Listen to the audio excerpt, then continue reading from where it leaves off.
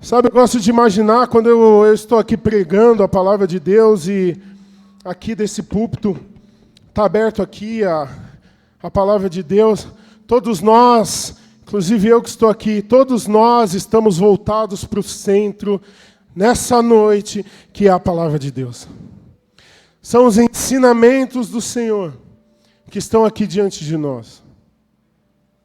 E quando nós temos algo que é muito importante, muito especial, a gente trata com o maior zelo que a gente consegue. Eu não estou falando aqui de um zelo religioso, um zelo de etiquetas e posturas, porque às vezes a etiqueta e a postura pode parecer zelosa, mas lá dentro está completamente desrespeitoso. Eu lembro uma vez que, ao ir para um culto, com uma roupa um pouco mais casual ou despojada, eu ouvi de uma pessoa falando assim, na frente de um juiz você não se apresenta, no mínimo sem terno e gravata. E aquilo mexeu comigo, porque eu falei assim, caramba, é verdade, né? O juiz, que é uma autoridade terrena, a gente ainda usa a nossa melhor roupa e a gente se apresenta com a indumentária correta e toma cuidado com o jeito que fala. Imagina com Deus. E isso não está errado. O errado é a visão que a gente tem de Deus. Deus não é juiz, Deus é o nosso Pai. Então, quando a gente está diante do nosso Pai, a gente pode ir de bermuda e havaianas e deitar no colo. Quando a gente está diante do nosso Pai, a gente pode abrir nossa boca e falar até mesmo coisas que parecem loucura. Sabe aquela sua oração mais louca do dia? Aquela que você rasga o seu coração e derrama as coisas que estão lá dentro. Isso é necessário para você aprender a ter um relacionamento com seu Pai. Você não está diante de um burocrata, você não está diante de uma autoridade famosa, você está diante daquele que te chamou, que colocou um nome em você lá na barriga da sua mãe, e falou, vem para cá, para a gente começar o nosso relacionamento de pai e filha, pai e filho. E nós temos tudo o que nós precisamos. O sacrifício de Jesus e sua palavra. Esses dias um amigo me perguntou, e aí, como é que você está? Eu estava péssimo. Péssimo, péssimo. Péssimo. Mas aí eu parei para pensar e respondi assim, cara, eu já usei droga. Eu já dormi embaixo de viaduto, nas noitadas da vida. Agora eu estou ótimo, eu tenho 3 filhos, eu tenho uma casa. Eu sou cristão, eu amo Jesus. Eu tenho a palavra de Deus, o que mais que eu preciso? Então talvez o nosso péssimo não é tão péssimo assim. É só a gente ajustar o foco. Porque se nós temos a palavra de Deus, nos falta uma coisa para viver o excepcional nessa terra. A fé. O crer naquilo que está escrito nessa palavra. Tem um poeminha, um textinho, ou frases assim, declamadas, que corre aí em algumas igrejas que eu gosto bastante. Faz todo sentido. Começa assim, eu sou o que a Bíblia diz que eu sou. Eu tenho o que a Bíblia diz que eu tenho. Eu posso fazer o que a Bíblia diz que eu posso fazer. E aí continua. Mas esse trecho me chama muita atenção. Sabe por quê? Porque é a pura verdade de Deus para nós. Você não pode aceitar nada que seja o contrário ou diferente disso. Você não pode aceitar quando te dizem o que podem e não podem fazer que não está ali na Bíblia. Não, você não consegue isso. Você não pode isso. Quem disse que não, se Deus disse que sim? Aí você prefere ouvir pessoas do que ouvir seu pai.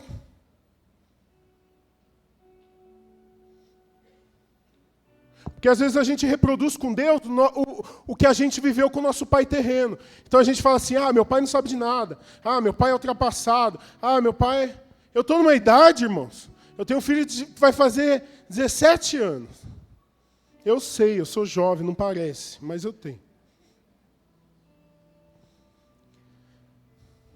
E aí eu estou naquela idade que eu ainda não quarentei, que eu ainda me acho jovem, mas os jovens já me chamam de senhor. E a esposa me chama de Antônio Fagundes por causa do cabelo branco. Eu falei, pelo menos eu sou rei do gado, né? Imagina se pegasse outro cabeça branca. Só que por que eu estou te contando isso? Eu estou te contando isso porque eu ainda me acho jovem e eu lembro dos pensamentos que eu tinha acerca do meu pai. Só que agora eu sou vítima desses pensamentos. E a gente corre o risco de interpretar Deus da mesma maneira. De em algum momento se achar mais especial, mais inteligente. Deus, então, deixa eu te dar um plano aqui, é só o senhor cumprir. O plano é meu, a execução é sua. Você não quer o contrário, cara. O plano é dele, ele já deixou escrito. Abre lá em Salmos, capítulo 19, por favor. Salmos 19, verso 9. O objetivo é terminar a noite sem voz. Falando em Libras. Está acabando. Salmo 19, 9. Salmo de Davi. Sabe quem era Davi, né?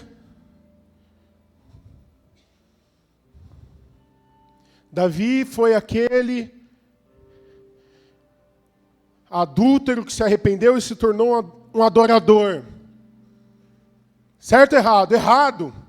Davi foi um adorador que em algum momento da sua vida adulterou. Mas quem ele foi? Um adorador. E aí a gente fica, Davi mandou o amigo morrer para ficar com a mulher do amigo porque ele queria dar uma encaixada na lei ali. Mas ninguém vê toda a trajetória de Davi, a gente sempre pega ali, aquele ponto. Se isso acontece com Davi, meu irmão, você acha que não vai acontecer com você? Mas esse homem, volta aqui para mim, Salmo 19. O temor do Senhor é puro e dura para sempre. As ordenanças do Senhor são verdadeiras, são todas elas justas. Verso 10. São mais desejáveis do que o ouro, do que muito ouro puro. São mais doces do que o mel, do que as gotas do favo. Por elas o teu servo é advertido. Há grande recompensa em obedecer-lhes. Quem pode discernir os próprios erros? Absolve-me dos erros que desconheço. Também guarda o teu servo dos pecados intencionais, que eles não me dominem. Então, serei íntegro, inocente de grande transgressão.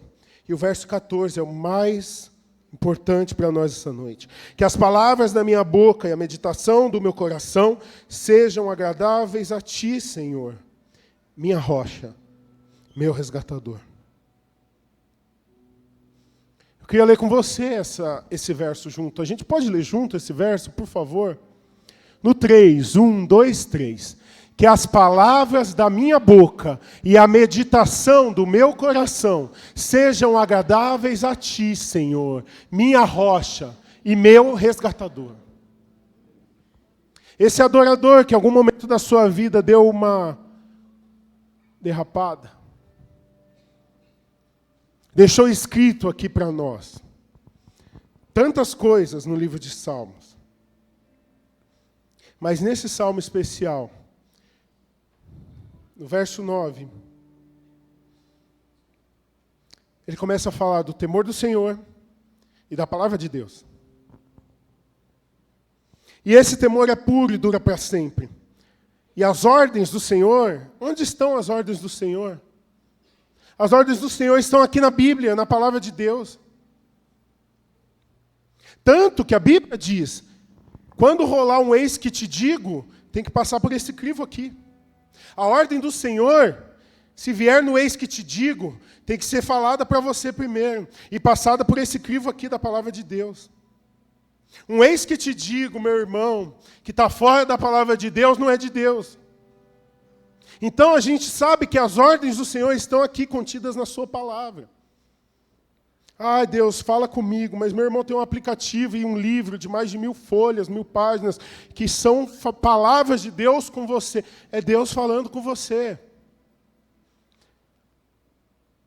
Então talvez a nossa reclamação de, poxa, Deus não me falou mais nada desde o dia tal, possa ser interpretada da seguinte maneira: Deus não falou mais nada do que eu queria ouvir desde o dia tal. Porque Deus fala, o tempo todo Deus fala. Se você seguir um pouco antes desses versos, no capítulo 19 de Salmos, está falando que a criação não para de falar de Deus, das obras dele. E o verso 10 diz: eles são mais desejáveis do que o ouro, do que muito ouro, e são mais doces do que o mel, do que as gotas do favo. Nossa, uma das melhores experiências da vida, para quem não teve ainda, é pegar um favo de mel assim, botar na boca, cara, estourar assim, né? Aí depois você fica estalando ele até tirar, fica só a cera. Mas a gente está falando de uma época aqui que não tinha uma apicultura desenvolvida, o mel era coletado de uma forma selvagem, era uma coisa raríssima. E o salmista diz, a palavra de Deus diz, que as ordenanças do Senhor são mais desejáveis do que ouro, do que muito ouro. Eu tenho um irmão que trabalha com ouro. E as coisas que ele fala é bem engraçado, assim. Ele fala assim, você pega uma barra do tamanho de um dedo, assim, você fala, nossa, estou com 300 mil aqui. Quem trabalha com ouro sabe do que eu estou falando. É uma coisa que foge da nossa realidade, né? Caramba, mano, é mesmo? Ele falou, a barrinha assim. Os milímetros não, mas microgramas, eu sei lá como se fala, o 0,00, é pesado, eles têm que dar conta no final do pozinho. Então eles juntam o pozinho com a vassourinha assim, põe num cadinho para derreter e ir usando, porque não pode simplesmente, sumiu 1 grama no fim do dia. Eu falo, cara, imagina, 30 gramas no fim do mês é um prejuízo. Então tem uma perda assim, mas é tudo contabilizado. E aí quando você olha que os ensinamentos do Senhor, que a palavra do Senhor, que as ordenanças do Senhor são mais desejáveis do que muito ouro puro, será que isso é uma verdade para nós? Porque hoje parece que a gente está num caminho que ou escolho as ordenanças do Senhor, ou escolho o ouro. E nem é ouro, assim, né? São alguns reais. Se fosse dólar ainda, né? Dava uma balançada, mas... Sabe aquela coisa entre fazer o certo e fazer o que dá dinheiro? Isso não é só com você, não. Eu também passo por isso. Eu fico olhando e falo, caramba, as possibilidades que se aproximam, que se apresentam diante de nós, de todos nós, e cada vez vai ser pior no mundo que nós vivemos, muitas vezes elas destoam das ordenanças do Senhor. Mas existe um Deus, dono do ouro e da prata, que fala, dá para querer o ouro e também as ordenanças, dá para buscar os dois, desde que a maior vontade seja as minhas ordenanças. A sua maior vontade tem que ser obediência à palavra de Deus e não o ouro. A sua maior vontade tem que ser obediência à palavra de Deus e não prazeres da carne. Aqui o mel, ele representa isso. Esse doce sabor que a nossa carne fica feliz. A gente está falando de uma sociedade baseada em grãos, gente. Comia pão, depois pão e uma carne, às vezes, quando matava. Leite, talvez. Mas a energia do carboidrato, assim, açúcar, é muito rara. Imagina o mel caindo assim. Aquela fissura. E Deus tem prazeres para nós. Dentro da lei dele. Tem prazeres físicos para nós, para todos nós. Mas o nosso maior desejo tem que ser a obediência às ordenanças de Deus. Porque é por isso que nós somos advertidos. Olha o verso 11. E a grande recompensa em obedecer a Deus. A grande recompensa em fazer a vontade de Deus. Quem pode discernir os próprios erros? Nós não conhecemos o nosso próprio coração. Davi mesmo fala em um outro salmo, sonda-me, Senhor. Vê se há em mim algum caminho mau, guia-me. pelo caminho certo, pelas veredas de justiça. Nós mesmos não conhecemos o nosso coração. Isso é muito louco, porque quem já passou por alguma situação que nunca pensou que fosse passar, respondeu de um jeito que nunca pensou que fosse responder. A gente vê muito assim, questão de assalto, né? Quem já foi assaltado, a mão armada, ou tomou aquele susto de alguém dentro de casa. Você tem uma reação que você sempre falou assim, não, eu nunca faria isso. A polícia fala para não reagir, todo mundo fala para não reagir. Mas na hora, você não consegue ter reação, você não sabe como é dentro do seu coração. As reações a gente não explica. E isso acontece também no nosso dia a dia. Às vezes acontecem coisas que nós reagimos. E reação a gente não controla. Ação a gente controla. Mas esses próprios erros que nós não conhecemos, nós podemos pedir a Deus, Deus, eu não conheço como eu sou dentro de mim. Eu sei que eu sou mau. Eu sinto esse cheiro no ar. Da minha maldade, da minha inveja, da minha cobiça, da minha luxúria. Mas me limpa disso. Só que há os erros, há os pecados que são intencionais. Aquele que você comete consciente. E você repete, e repete, e repete, e repete. E aí dia de ceia você fala, hoje é dia de eu ser limpo, Senhor, limpa a minha vida, purifica-me enquanto eu sou. Mas que a neve plantova. Ainda bem que o Senhor me perdoa, porque amanhã... Esses pecados intencionais, existe um risco. Verso 13. Que eles não me dominem. Enquanto nós estamos sensíveis a isso, a ponto de pedir perdão a Deus, para tomar ceia do pecado que eu sei que eu cometi ontem, que eu sei que eu vou cometer amanhã, eu só não cometi hoje porque é dia de culto, há o risco de sermos dominados por eles.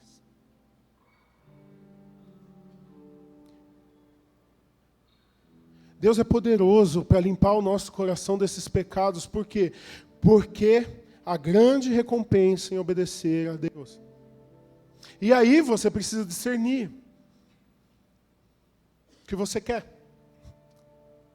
Você quer viver as grandes recompensas? Você tem fé para viver as grandes recompensas e obedecer a Deus? Mas tudo isso aqui foi só uma introdução para aquilo que realmente eu queria falar para nós essa noite. Que está no verso 14. Que as palavras da minha boca, a meditação do meu coração sejam agradáveis a Ti, Senhor, minha rocha, meu resgatador. Eu estava essa semana no meu trabalho, um dia normal, na minha mesa normal, com o meu computador normal, e chegou um e-mail normal, de um problema normal, que eu li aquilo e falei, mas que desgraça!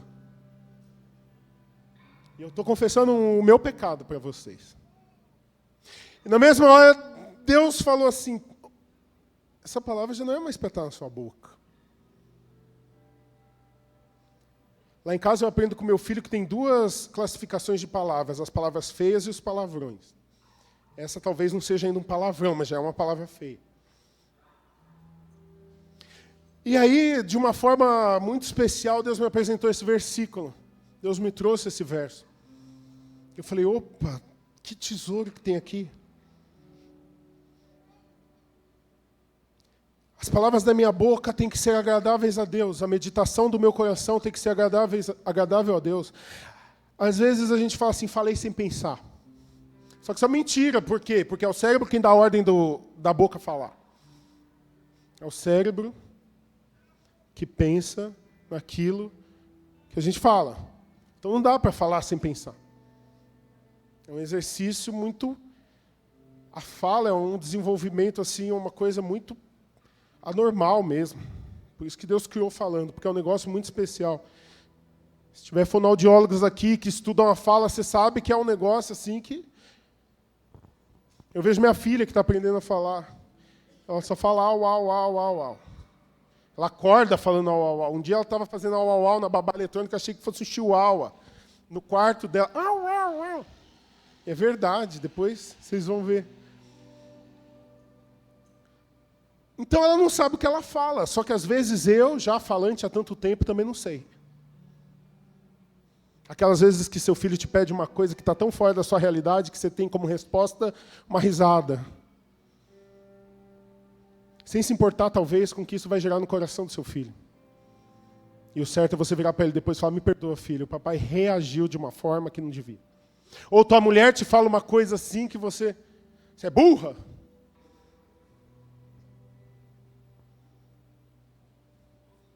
Como que você não viu isso? Olha o que aconteceu. Ai, falei sem pensar. Não, você pensou. Então eu acho que a gente pode dividir em 3 pontos aqui. O pensar, o falar e o meditar no coração. Porque aí quando a gente medita no coração é aquela coisa ruminante, sabe? Não sei se você conhece o que é ruminar, é aquilo que a vaca faz, né? Volta para a boca, engole de novo, volta para a boca, engole de novo, e a gente fica ruminando aquilo. Isso é uma meditação no coração. A Bíblia traz diversas advertências sobre a língua e sobre o poder das nossas palavras. E a gente ouve muito sobre isso. Provérbios 18, 21, a morte e a vida estão no poder da língua. O que bem a utiliza come do seu fruto. Lucas 6, 45, o homem bom tira coisas boas do bom tesouro do seu coração, e o homem mau tira coisas más do bom tesouro do seu coração, porque a boca fala do que o coração está cheio. A advertência de Tiago 3. Tiago 3 é uma chuva de Deus para a língua. Começa falando assim, todo mundo tropeça na língua. Se alguém não tropeça na língua, ele é perfeito. E a gente sabe que o perfeito já veio e vai voltar. Mas enquanto nós estivermos aqui, eu não estou falando isso para você porque eu sou perfeito nisso, não. Eu tenho testemunhas aqui que sabem muito bem. A minha mãe está ali, minha esposa... Não, minha esposa não. Tem gente aqui que sabe muito bem. Seu Tião, dia 1º de janeiro, né, seu Tião? Eu e seu Tião, dia 1º de janeiro, estava discutindo, por culpa minha. Dia 2 de janeiro, eu estava chorando, pedindo perdão para ele. A gente é uma família ou não? Só eu que faço isso. Tiago 3, 4. As palavras dirigem a nossa vida. A palavra é um reio, é um leme. E a gente acha que palavras, elas são termômetros.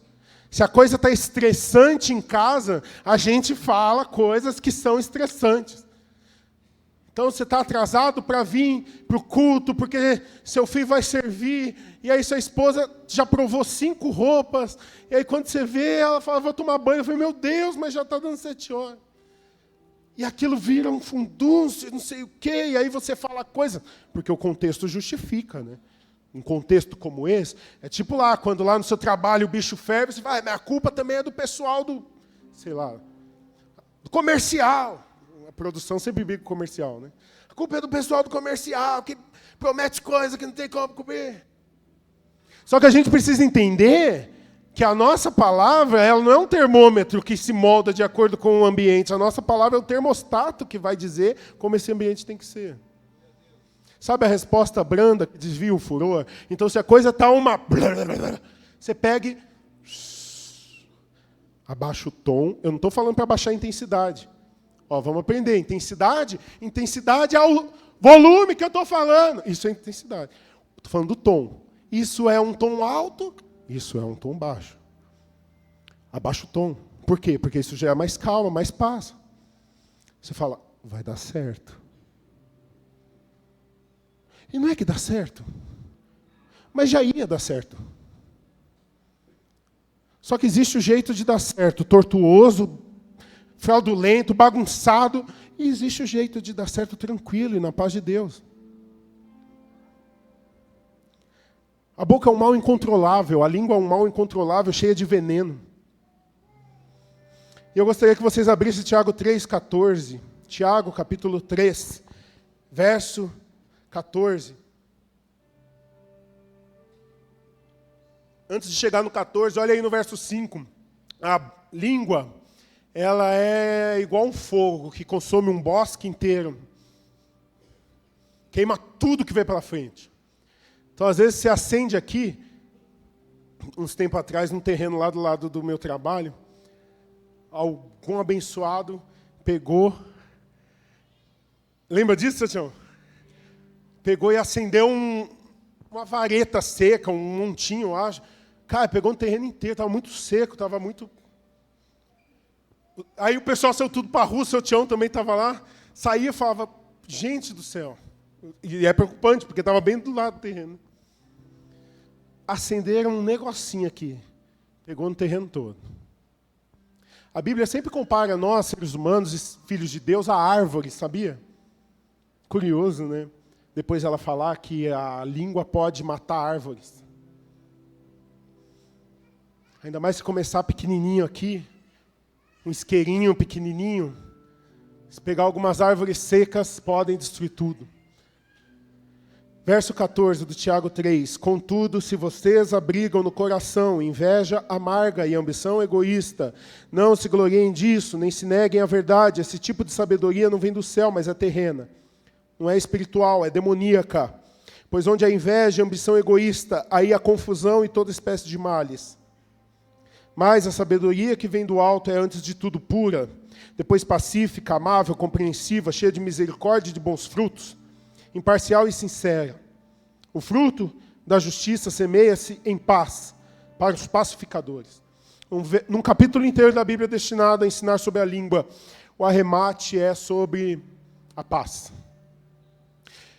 Nós aprendemos que até a verdade, para ser dita, precisa saber como, quando e para quem. Isso se aplica no seu trabalho, na sua casa ou aqui na igreja. Então você precisa falar uma verdade para o seu marido. E vocês, mulheres, têm o dom de falar verdades para nós. Continuamente. Saiba que existe o como, o para quem, e o como e o quando falar essa verdade. Normalmente a verdade não deve ser falada quando você pegar no pulo, assim, tipo, sabe, a toalha em cima da cama. Aí você pega e fala, a toalha em cima. Quebra ele, some com a toalha de cima da cama, fala depois. Fala depois. Você fala, poxa, amor, de novo. Uma hora entra. Em nome de Jesus. E o jeito. E o para quem? Por que você está falando verdade do seu marido lá para sua colega do trabalho? Por que você está falando verdade da sua esposa para sua sogra? Se você não falar a verdade do jeito certo, ela vai se tornar morte. Pode se tornar morte.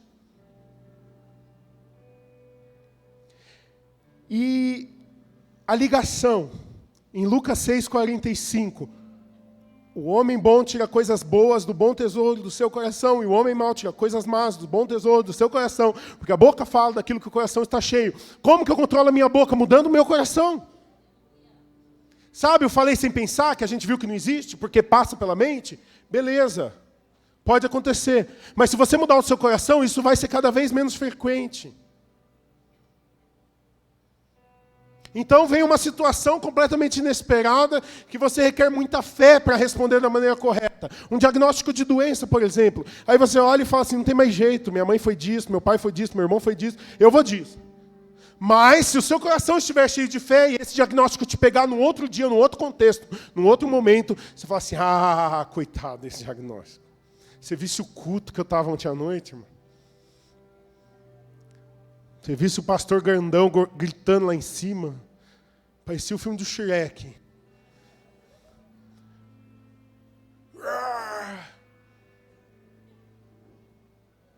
E aí a gente vai ter mais chance de viver novas realidades à medida que o tesouro do nosso coração estiver diferente. A meditação do nosso coração. Quais são as barreiras que nós estamos levantando para aquilo que entra no nosso coração? Quais são os filtros que nós estamos levantando para aquilo que tem entrado no nosso coração? Isso se aplica para o coração dos pequeninos, nossos filhos. Isso se aplica para o coração da nossa esposa. Como nós homens temos filtrado aquilo que cai no coração da nossa esposa, como vocês esposas têm filtrado aquilo que cai no coração dos seus maridos. E aí as palavras vão mudar, e a gente viu que mudando as palavras muda a vida. Eu quero mudar de vida. 10 mil no Pix, 100 pessoas aqui. Não! Quer mudar de vida, mude as suas palavras, mas para mudar suas palavras, mude o seu coração. Encha do tesouro do céu o seu coração, e aí vai transbordar palavras que vão mudar a sua vida. Mas é mais fácil entrar no limite, cheque especial, fazer uma oferta de sacrifício e ter a vida transformada, mas aí você descobre que não transformou. E sobre a meditação no meu coração, coloca o verso 14 de novo, o amarelo, por favor. Que as palavras da minha boca e a meditação do meu coração sejam agradáveis a Ti, Senhor, minha rocha e meu resgatador. Isso aqui vocês têm que lembrar a semana inteira, eu preciso lembrar a semana inteira disso aqui. Eu vou colar no espelho lá de casa. A meditação do meu coração tem que ser agradável a Ti. Cara, como é difícil isso. Você acompanha o jornal durante a semana, você vê tudo que está acontecendo no país, fora do país, no mundo. Eu vi uma notícia que eu falei, não é possível, elegeram um presidente pelo Discord. É verdade isso. Diz que no Nepal, elegeram a presidente, a primeira-ministra, pelo Discord, no Nepal. Você fala, que loucura que está virando o mundo, cara. E olha o nosso país, e olha o outro país, e olha... É isso que eu vou deixar meditando o meu coração? Com tantas palavras nesse livro. É isso que eu vou deixar entrar no meu coração? Não estou falando para você ser um alienado, tapado, que não sabe de nada. Não. Estou falando para você filtrar aquilo que entra no seu coração. Ah, Deus, o mundo está isso aí, mas eu já li o final. Tem uma bodas nos aguardando, um noivo vindo resgatar a sua noiva, a gente se encontra, dança junto e fala, quem é este? Formidável como um exército com bandeiras. É o meu amado que vem saltando sobre os montes. Esse é o final de tudo. Provérbios 4, 23. Sobre tudo que se deve guardar, guarda o teu... porque dele procedem as fontes da vida. Ué, mas a vida é guiada pelas palavras. Mas as palavras são guiadas pelo coração, cheque. Guarda o seu coração. Cresceu? Guarda o seu coração. Caiu? Guarda o seu coração. Andou de lado, estilo sirizinho? Guarda o seu coração. Porque guardando o nosso coração, a gente sabe que nada vai conseguir penetrar, entrar e mudar a meditação do meu coração. Ela vai sempre ser agradável a Ti. Quando nada aparentemente estiver mudando, transformando, eu sei que está algo transformando e Deus está trabalhando. Quando a coisa parece que caiu, eu sei que Deus está trabalhando, isso não muda quem eu sou, isso não muda o que a Bíblia diz sobre mim, isso não muda o Deus que eu tenho, isso não muda o meu Pai. Mas quando eu estou lá em cima, eu sei que não foi hábito meu, não foi coisas minhas, nossa, eu sou bonzão mesmo. Guarda o seu coração. Mateus 15, 19, Jesus diz, porque do coração procedem os maus pensamentos, homicídios,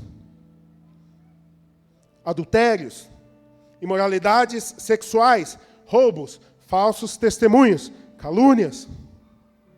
É daí que vem. É dessa fonte que vem. Caramba, mas vem daí por quê? Porque está entrando de algum lugar. Nossa, não, comigo não, eu não faço isso.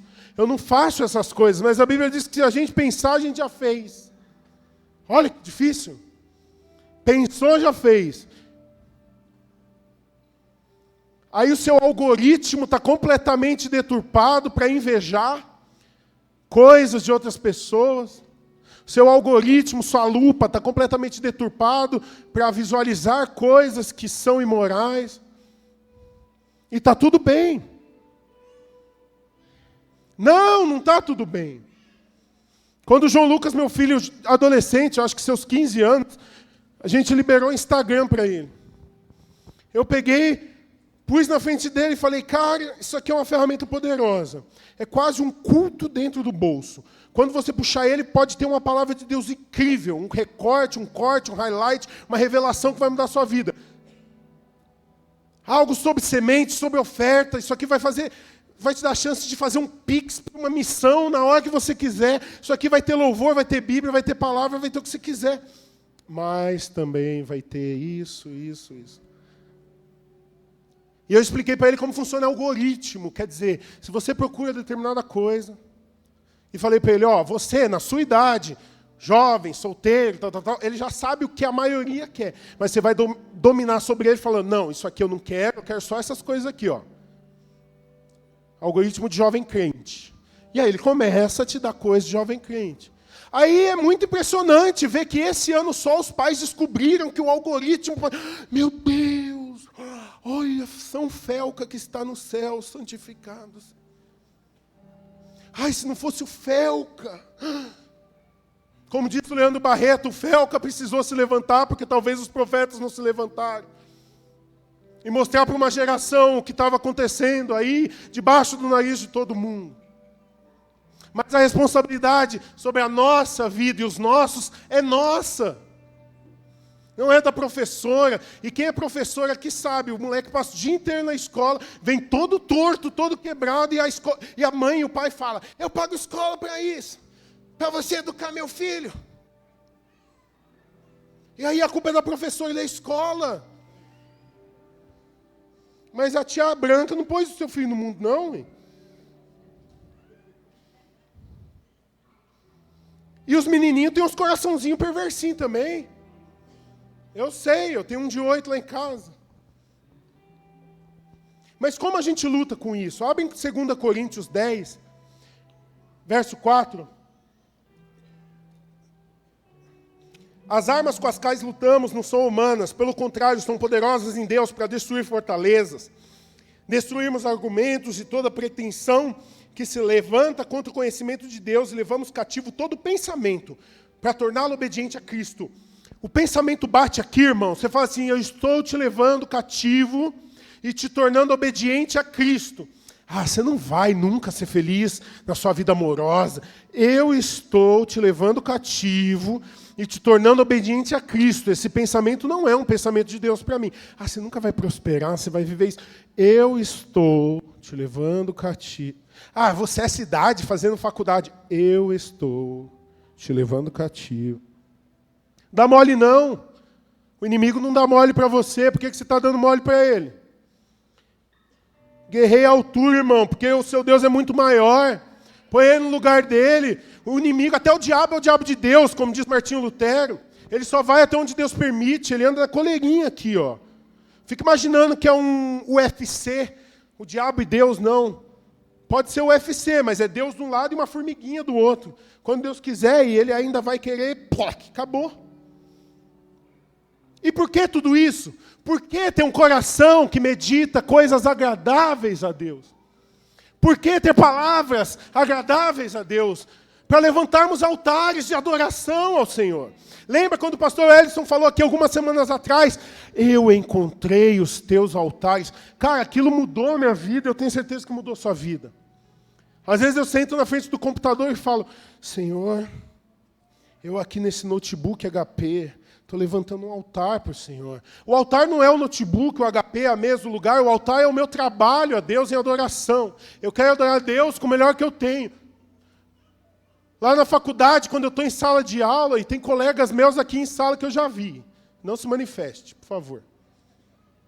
Fique aí onde você está, cala-te. Mas eu tento. Irmão, a vida cristã é igual Paulo diz. Não que eu já tenha alcançado, eu só estou prosseguindo para um alvo, mas a gente tem um alvo. Quem está lá fora não tem esperança, não tem alvo, não tem norte. Ou então o alvo é mulher, dinheiro, Lamborghini. Cara, o nosso alvo é Cristo. Quer coisa mais eterna que isso, coisa mais maravilhosa que isso. Então lá no seu estudo, lá no seu trabalho, edifica um altar de adoração a Deus. Eu quero estudar como se fosse Deus dando aula. Eu faço as perguntas pertinentes. Eu tomo nota, eu presto atenção. A sua casa você cuida como um altar a Deus. E olha que coisa. 1 Pedro 2,5. E vós também, como pedras vivas, sois edificados casa espiritual, sacerdócio santo, para oferecer sacrifícios espirituais, agradáveis a Deus por Cristo Jesus. Sacrifícios. É um sacrifício. É um sacrifício você sentar lá no seu trabalho e falar, meu Deus do céu, você não sabe como é meu chefe. É um sacrifício. É um sacrifício sentar à mesa para se alimentar e só se alimentar. Não fingir que o mundo vai acabar e você precisa comer tudo. É um sacrifício. É um sacrifício vir aqui. Você já está pensando, ai meu Deus, olha a hora que vai acabar esse culto. E o Shrek não para de falar. É um sacrifício. Mas esse sacrifício é para agradar a Deus. Romanos 12:1, rogo-vos, pois, irmãos, pela compaixão de Deus, que apresente os vossos corpos em sacrifício, vivo, santo, agradável a Deus. Esse é o nosso culto racional. Para cultuar Deus tem que pensar, cara. Salmo 51:17, os sacrifícios para Deus são um espírito quebrantado, um coração quebrantado e contrito. Ó Deus, não desprezará o Senhor. Deus não despreza o seu espírito quebrantado, o seu coração contrito, cara. Deus não despreza aquilo que você tem para entregar para Ele. E aí você ergue altares ao Senhor. Pode subir, pessoal do louvor. Você ergue altares ao Senhor. E a pastora Janete pregou semana passada uma história muito curiosa da Bíblia. Nossa, aquela história. O povo estava guerreando. Quando Moisés ficava de mão erguida, o povo ganhava. Imagina o povo ganhando. Quando Moisés cansava, ele abaixava e falava, já que o povo está ganhando. E quando ele abaixava o povo perdia. O que ele fez? Ele botou 2 caras para apoiar um de cada lado e ficar com a mão erguida, o povo ganhou. Sabe o que aconteceu depois? Êxodo 17:13. E Josué derrotou o exército amalequita ao fio da espada. Depois o Senhor disse a Moisés, escreva isso num rolo, como memorial, e declare a Josué que farei que os amalequitas sejam esquecidos para sempre debaixo do céu. Moisés construiu um altar e chamou-lhe, o Senhor é minha bandeira. Jeová Nissi. Juízes 6:22. Quando Gideão viu que era o anjo do Senhor, exclamou, ah, Senhor soberano, viu o anjo do Senhor face a face. Disse-lhe, porém, o Senhor, paz seja com você, não tenha medo, você não morrerá. Gideão construiu ali um altar em honra do Senhor e lhe deu este nome, o Senhor é paz. Até hoje o altar está em Ofra. E 1 Samuel 7, esses aqui são alguns exemplos de homens que construíram altares, gente. Eu quero que você veja na Bíblia. 1 Samuel 7, então Samuel pegou uma pedra e a ergueu em Mispa e Sem, entre Mispa e Sem, e deu-lhe o nome Ebenezer, dizendo, até aqui o Senhor nos ajudou. O altar não é só um monte de pedra, não. O altar não é só uma pedra erguida, não. O altar é um memorial.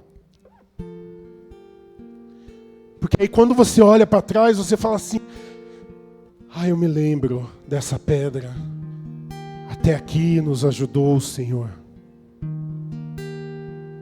Quando algumas coisas estão difíceis, você olha para um altar que você ergueu na sua casa e você fala assim, eu me lembro. O Senhor é a minha paz. E Ele está na minha casa.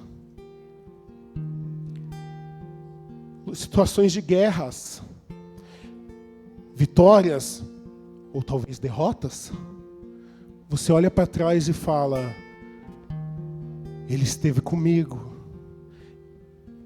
Ele é o seu Emanuel. A jornada do cristão é uma jornada de altares levantados por onde ele passa.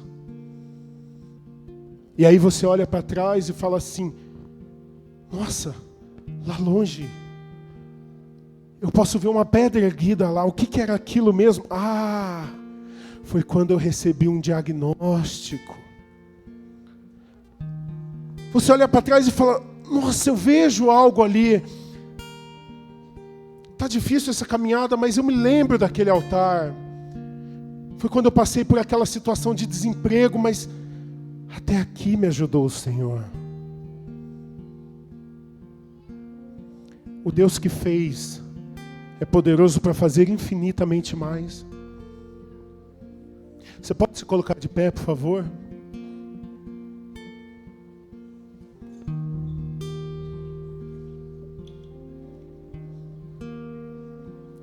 Feche os seus olhos, coloque a mão no seu coração. Nós vamos erguer um altar nessa hora, para que nós nos lembremos dessa noite. A noite em que nós aprendemos da parte de Deus. A noite em que nós ouvimos da parte de Deus. Que as nossas palavras e a meditação do nosso coração seja agradável a Ti, Senhor.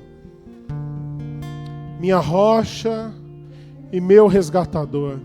Nós não vamos conseguir ter meditações no coração e palavras na boca, se não for por meio da rocha que nos dá a segurança, se não for por meio do resgatador que nos salvou desse mundo. Senhor, nosso Deus e nosso Pai, nós estamos aqui essa noite, apresentando os nossos corpos como sacrifícios, vivo, santo e agradável a Ti, sacrificialmente abrindo a nossa boca, expressando palavras de adoração, sacrificialmente erguendo o nosso pensamento a Ti, unindo o nosso espírito ao Teu.